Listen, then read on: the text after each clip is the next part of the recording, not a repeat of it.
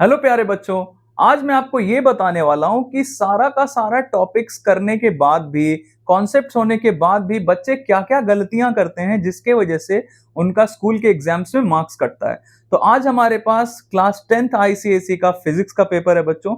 Force का test लिया था मैंने और आइए हम देखते हैं कि बच्चों ने क्या-क्या सही किया और क्या-क्या गलत किया है। जैसे हमारा पहला क्वेश्चन है, is it possible to have an accelerated motion with a constant speed? Name such type of motion. तो देखते हैं बच्चे ने क्या लिखा है। Yes it is possible, yes it is possible for a body to be in an accelerated motion with a constant speed। बिल्कुल सही है। ये बच्चों ये होता है यूनिफॉर्म सर्कुलर मोशन में एक केस होता है जिसमें बॉडी कांस्टेंट स्पीड से तो मूव कर रही होती है लेकिन उसका डायरेक्शन हर एक पॉइंट पे चेंज होता है जिसके वजह से उसका वेलोसिटी चेंज हो रहा होता है और हम बोल सकते हैं कि एक्सेलरेशन, हमारा मोशन कैसा है, एक्सेलरेटेड मोशन है। और फिर हमसे पूछा गया था कि ऐसा कोई मोशन है तो उसका नाम बताया जाए। तो सच type of motion is circular motion. अब देखिए, हाँ ये सही चीज है। इसमें एक चीज बट ऐड करना चाहिए था, has a constant speed but since its direction is changing at each point it is accelerated. हाँ सही है। तो यहाँ पे बच्चों यहाँ एक चीज हमें लिखना पड़ेगा कि ये मोशन कैसा है, it should be uniform circular motion, है ना। ये टर्म अगर हमने ऐड नहीं किया है तो इसके लिए मार्क्स, हाफ मार्क्स डिडक्ट होंगे। तो यूनिफॉर्म सर्कुलर मोशन बताना पड़ेगा। तो ये हमारा 1 मार्क्स का क्वेश्चन है। इसमें मैंने इंडिकेट कर दिया अभी फिलहाल ताकि बच्चे को अगली बार ये ध्यान रहे कि यूनिफॉर्म टर्म लिखना जरूरी है। फिर दूसरा क्वेश्चन है बच्चों कि state 2 conditions for a body acted upon by several forces to be in equilibrium.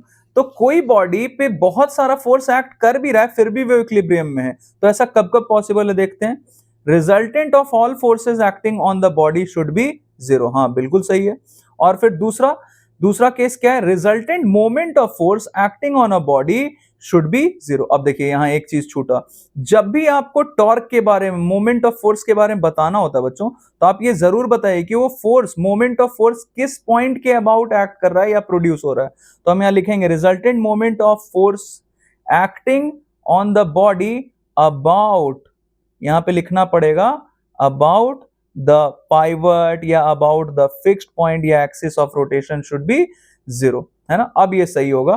तो इसमें कुछ मार्क्स हमारे डिडक्ट होंगे बच्चों। ये 2 मार्क्स का क्वेश्चन था तो इसमें हाफ मार्क्स डिडक्ट होंगे, है ना। चलिए आगे बढ़ते हैं। नेक्स्ट क्वेश्चन है बच्चों कि हमें प्रूव करना है कि जो मोमेंट ऑफ कपल होता है वो ये होता है, वो फोर्स इनटू कपल आर्म होता है ना। तो क्या किया है बच्चे ने, आइए देखते हैं। ये हमारा एक फोर्स यहां से एक्ट कर रहा है डाउनवर्ड, एक फोर्स अपवर्ड एक्ट कर रहा है। दोनों इक्वल भी हैं मैग्नीट्यूड में और अपोजिट भी हैं और पैरेलल भी हैं, so obviously they are forming a couple.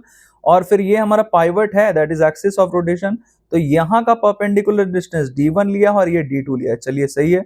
तो मोमेंट ऑफ कपल के लिए क्या किया, पहले इस वाले फोर्स की वजह से जो टॉर्क प्रोड्यूस हुआ है अबाउट द पाइवट वो फाइंड किया, that is F1 into d1, plus फिर इस वाले फोर्स F2 के वजह से जो टॉर्क प्रोड्यूस हुआ अबाउट द पाइवट वो फाइंड किया, that is F2 into d2।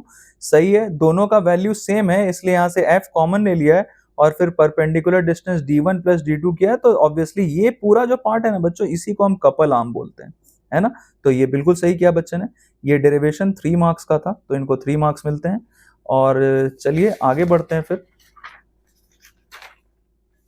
फिर नेक्स्ट क्वेश्चन है बच्चों कि हमारे पास ये दिया गया है क्वेश्चन कि एक नॉन यूनिफॉर्म बीम है जिसका वेट 120 न्यूटन है और ये पाइवटेड है एट इट्स वन एंड। तो हमें यहाँ दिख रहा होगा ये पाइवट यहाँ पे है, मतलब यही इसका एक्सिस ऑफ रोटेशन है। और फिर बोला गया है कि calculate F two keep the beam in equilibrium. तो देखिए फोर्स ऊपर लग रहा है, आपको दिख रहा होगा, क्योंकि यहां से सेंटर ऑफ ग्रेविटी से जो ये बीम का वेट है ये डाउनवर्ड डायरेक्शन में एक्ट करता है 120 न्यूटन का। तो एक फोर्स तो ऑलरेडी है जो इसको अबाउट द पाइवट किधर घुमाएगा, क्लॉकवाइज डायरेक्शन में घुमाएगा, है ना। तो दूसरा फोर्स हम यहां से लगा रहे ताकि ये एंटी क्लॉकवाइज टॉर्क प्रोड्यूस करे और उतना ही टॉर्क प्रोड्यूस करे ताकि दोनों एक दूसरे को बैलेंस कर दे, कैंसिल कर दे। तो आइए देखते हैं बच्चे ने क्या किया है। तो according to principle of moments we know, ठीक है, moment of force acted by cent, ठीक है, moment of force acted by, okay. तो बच्चे को ये चीज मेंशन करना चाहिए था कि ये एंटी क्लॉकवाइज है और ये क्लॉकवाइज है। तो सेंटर ऑफ ग्रेविटी वाला जो है पार्ट बच्चों ये होगा क्लॉकवाइज, है ना। Clockwise torque should be equal to the anti clockwise torque, ये चीज हमें थोड़ा मेंशन करना चाहिए था, है ना। अब चलिए आगे बढ़ते हैं। फिर क्या बोला गया है, ये देखिए इधर का जो हमारा फोर्स था, मैं यहाँ पे एक बार दिखा देता हूँ आपको। यहाँ से जो हमारा फोर्स एक्ट कर रहा है वो 120 न्यूटन का है, और उसका परपेंडिकुलर डिस्टेंस दिया गया बच्चों, that is 0.2। Perpendicular distance between line of action of force and axis of rotation, that is 0.2। तो जो है चाहिए 120 इंटू 0.2 किया है, चलिए सही है। और फिर दूसरा फोर्स है हमारा F, ऊपर एक्ट कर रहा है और इसका line of action of force यही है, और ये एक्सिस ऑफ रोटेशन से इसका डिस्टेंस कितना है 0.8। तो F मल्टीप्लाइड बाई 0.8 किया और इसको सॉल्व किया। हाँ चलिए बिल्कुल सही है। तो ये 3 मार्क्स का क्वेश्चन था बच्चों। तो इसमें अभी फिलहाल मैं 3 मार्क्स दे देता हूं। बच्चे को ये इंडिकेट कर दिया है कि आप ये चीज गलत मत करना। ये वैसे ये मार्क किया गया है कि क्लॉकवाइज और एंटी क्लॉकवाइज मैंने मार्क कर दिया है। चलिए नेक्स्ट क्वेश्चन क्या है देखते हैं। We have a physical balance has its arms of length 60 centimetre and 40 centimetre, ठीक है। What weight kept on pan of longer arm will balance and an object of weight 100 gram force kept on the other pan। अब देखिए obviously एक 60 जो हमारा physical balance रहता है वो जनरली ऐसा नहीं होता है कि एक तरफ का 60 हो और एक तरफ का 40 हो, वो जनरली क्या रहता है, बराबर ही रहता है। लेकिन अब इसमें क्वेश्चन में हमें बोल दिया गया कि एक आर्म जो है वो 60 सेंटीमीटर का है और एक 50 सेंटीमीटर का, तो हमें ऐसा लेना पड़ेगा, है ना। जैसे एक हमने लिया 60 सेंटीमीटर का और एक लिया हमने 40 सेंटीमीटर का।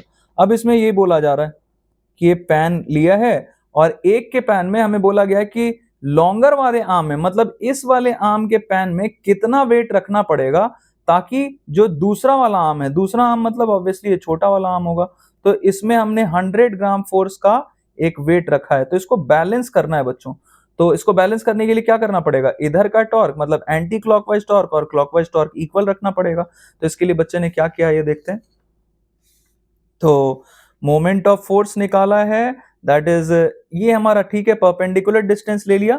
ये जहां से हम इसको पाइवट करके रखेंगे वहां से ये इसका जो वेट एक्ट कर रहा होगा डाउनवर्ड डायरेक्शन में, ये line of action of force हमारा दिया गया है, ये 60 है ना। वैसे ये चीज यहां नहीं मार्क करना है, ये यहां मार्क करना है, ये चीज यहां मार्क करना है, और थोड़ा ये दिखना चाहिए। तो ये 60 ये वाला पार्ट और ये वाला पार्ट हो जाएगा 40 सेंटीमीटर का।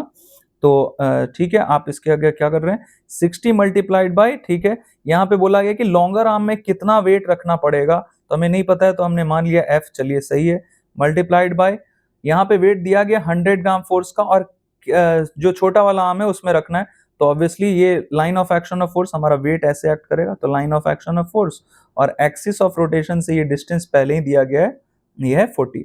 चलिए इसको सॉल्व किया गया है, तो F का वैल्यू आ गया बच्चों 66.67। हाँ चलिए ये सही है बिल्कुल, लेकिन ये चीज यहाँ मार्क करना गलत होगा, यहाँ पे 40 और यहाँ पे 60, ये यहाँ मार्क करना होगा 60 और यहाँ 40। ये लॉन्गर आर्म है और ये शॉर्टर आर्म है ना।